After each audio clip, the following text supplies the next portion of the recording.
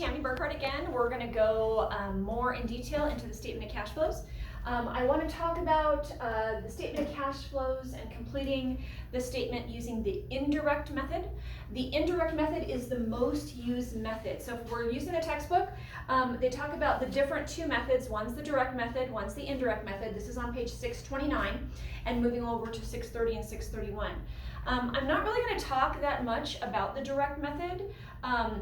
It's very rarely used in practice. While a good method, the reason that the indirect method is used is because you start with net income, a computation that's already completed on the income statement, and then you simply make adjustments to that net income rather than going to find information that you may not already have in your statements. Once again, you're going to start with net income and then make adjustments to that net income. You're going to use both the income statement and the balance sheet to find those adjustments, and I'm going to go over that in this discussion. But the direct method requires you to get information outside of those two financial statements. And so I believe that it's more common practice to use the indirect method simply because you already had those two statements already done. They're both required by FASB, the income statement and the balance sheet. And so because they're already complete, it's a lot easier for companies to do the indirect method, and then a lot easier for shareholders or analysts, students, to go back and reconcile it using the income statement and balance sheet. So let's jump into that. So I have up here in statement of cash flows using the indirect method. You would start with an opening. So the very first line after your heading up here, which I did not do since we don't have a company yet, you would write the whole kind of pre-sentence out, cash flow from operating activities. And then your very next line would be net income. And so if you had a 2-column worksheet, which is typically what we do, you would have a $sign here, let's say, if you were going to write the income there, and in the second column you would have it there. Net income, when you write that down, you're going to grab that from the income statement. You're going to skip the first column because that's where we're going to do our adjustments, and you're going to put that net income here. So I'm going to take my little eraser, and I'm going to erase this, and you're going to write net income and move it over here. When you do the adjustments, you'll go to that first column, and so the adjustments would start, after the adjustments line. Now the adjustments, there actually is a longer sentence for the adjustments, and it goes something like this. It says, adjustments to reconcile net income to net cash flow from operating activities. So that's technically, that long sentence should be here. Those of you that know me know that I love to abbreviate. And so I'm just going to write adjustments, but technically in a true statement of cash flows, we would use the whole sentence, adjustments to reconcile net income to net cash flow from operating activities. So that's exactly what we're going to do. We're going to take net income, we're going to use accounts from the balance sheet and the income statement to reconcile and define the cash flow from operating activities, which would be kind of down underneath here. Note, whether you do the indirect method like I'm going to talk about today or the direct method, you still end up with the exact same number. So it's just two different ways to get to that number.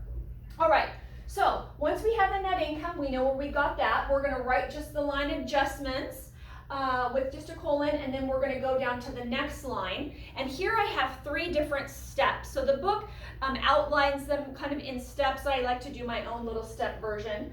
My step 1 is to add back any depreciation and amortization expense. Now, remember, we're starting with net income. So depreciation and amortization expense, sorry, I didn't write expense up here. Let's do that really quick. Those are expenses, and so those are subtractions from revenue to arrive at net income. And we know from our discussion in chapter 9 for depreciation that it is a non-cash expense. And so because it's a non-cash expense and we're doing the statement of cash flows, we are going to always, let's underline that twice, add back both depreciation and amortization expense. Why? Because those were subtracted to arrive at net income, and we're adjusting that money back up because they were non-cash items.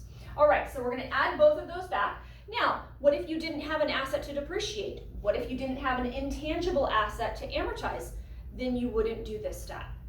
If you only have depreciation on one asset or two assets, you would just add back those depreciations. So moving on, step two. Step two we also learned about in chapter 9 in terms of gain and loss on sales. So remember how we talked about if you sell an asset and when you sell the asset, you also get rid of the asset's accumulated depreciation, and then you'll have either usually a gain or a loss on the sale that's either debited or credited.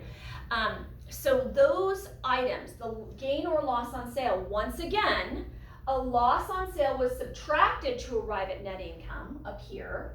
And so we're going to add that back, similar to what we just did, because it's a non-cash item. A gain on sale was added up here into net income, again a non-cash item, and so we're going to subtract that.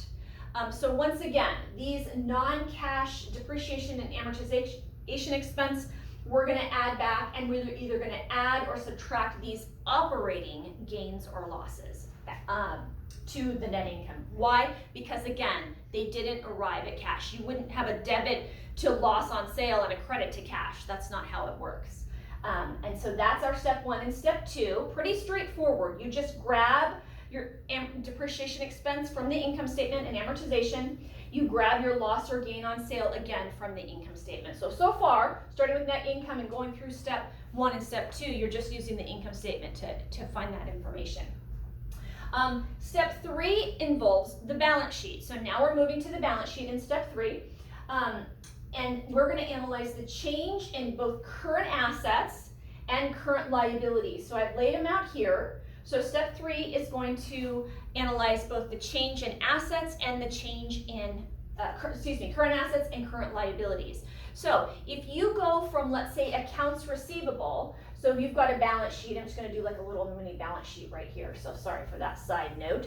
So if you've got a balance sheet and you've got, let's say, 2019 here and 2018 here, right? And those are our categories, and we have an account of accounts receivable. Accounts receivable we know is a current asset, so let's talk about current assets right now. And that accounts receivable, I'm going to do a nice round number, went from in 2018 of $1,000 to 2019 of $2,000. So once again, at the end of these years, these calendar or fiscal years, at the end of 2018, we had $1,000 in accounts receivable, and at the end of 2019, we had $2,000 in accounts receivable. That would be an increase. So we went from 1,000 to 2,000, so that is an increase. So we would come over here to step three, we would write increase in accounts receivable on the statement of cash flows, and we would subtract that. So we would write here, I can write it down here, let me use a blue pen. We would write under this step, right, under the adjustments, still under the adjustments heading, we would write increase in accounts receivable using this example of $1,000 under my adjustments column, right? Increase in accounts receivable is going to be subtracted. So we would put that in parentheses. Parentheses means subtracted, right? If it happened to be a decrease, right, then we would add it or leave it without the parentheses, okay? So next is a discussion about current liability. So what would an example of a current liability? A current liability, so this would be under current assets, right? A current liability would be accounts payable.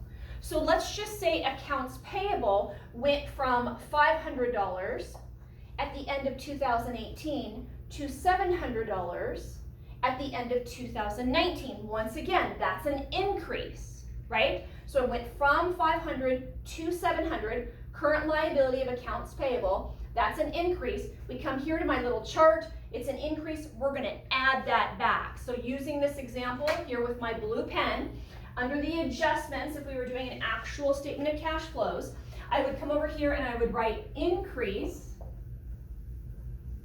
in accounts payable, and that increase is $200. And I look here from my chart, an increase is to add, so I'm going to add that back, so I'll leave that be, okay? And that is how we do step three, changes in current assets and current liabilities. Just to review, we're going to start with step one, adding back any depreciation or amortization. Always add back, okay? In step one. In step two, we're going to add a loss on sale. We're going to subtract a gain on sale. Okay? If you don't have any sale of assets, don't worry about step two. And then in step three, you're always going to have, obviously, changes in current assets and changes in liabilities. So you're always going to have to do this. You'll grab your balance sheet. You'll look at all of your current assets, all of your current liabilities, and you will do this process in each. You will write out what happened, and in this case, it was an increase in accounts receivable, increase going from 1,000 to 2,000. There was also an increase in accounts payable, going from 500 to 700. So if you just have these two in your changes in current assets and current liabilities, you would just have two line items under the adjustments. But many balance sheets have many current assets. Now you skip cash, so you don't do cash down here because we're doing a statement of cash flows. That amount will be reconciled at the bottom of the statement. So you'll skip cash, but you'll do inventory, accounts receivable, prepaid expenses, short-term investments. All of those things would be have line items here. All of your current assets would have a line item. Similar to current liabilities, accounts payable, salaries payable, those sorts of things. Anything really a short-term payable would be here, and they would also have their own line. So once you've done these three steps in the adjustments, you could have a couple lines here, a couple lines here, and 4 or 5 lines here. So you could have maybe 6, 7, 8 lines on the statement of cash flows under the indirect method for operating activities. And then you would simply take this number, do all of your additions and subtractions, adjust that number at the bottom, and that would be your cash flow, either provided by or used in operating activities using the indirect method. Thanks a lot. We'll see you next time.